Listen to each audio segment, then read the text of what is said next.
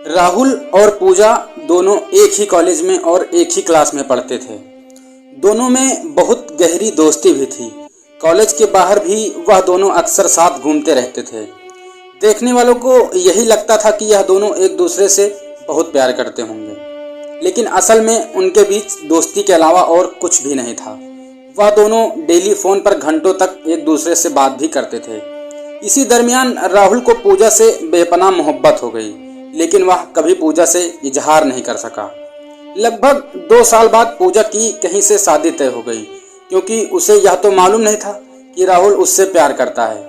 पूजा अब जो वक्त राहुल को देती थी वह सारा वक्त अपने पति को देने लगी। पूजा अपनी शादी को लेकर बहुत खुश थी। अपने पति विक्की से हमेशा फ़ोन पर चिपकी रहती थी। यही नहीं, पूजा का सजना संवरना और उसके चेहरे की चमक दिन के दिन बढ़ती ही जा रही थी। इधर राहुल अपने सच्चे प्यार के गम में इतना टूट चुका था कि मानो वह जिंदा लाश हो गया हो। अब करता ही क्या, सब कुछ तो खो चुका था। एक दिन राहुल ने हिम्मत जुटाकर कुछ कहने की कोशिश की, लेकिन पूजा ने उसे मजाक में ले लिया, क्योंकि उन दोनों के बीच मजाक होता रहता था।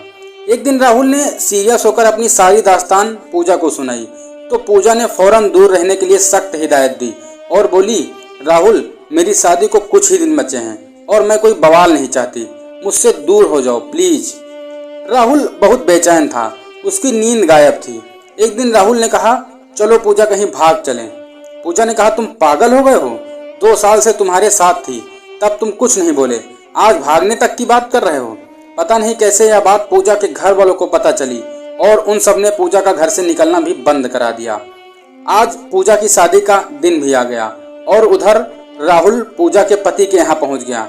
वहाँ उसने सब कुछ सच सच बताया। इसके बावजूद पूजा के पति विक्की ने उसे धक्के मारकर बाहर निकाल दिया, लेकिन राहुल को यह बात समझ नहीं आई और उसने वापस थोड़ी देर में आकर शादी के दिन ही विक्की को मौत के घाट उतार दिया। यह सुनते ही पूजा के घर वाले पूरी तरह से घबरा गए।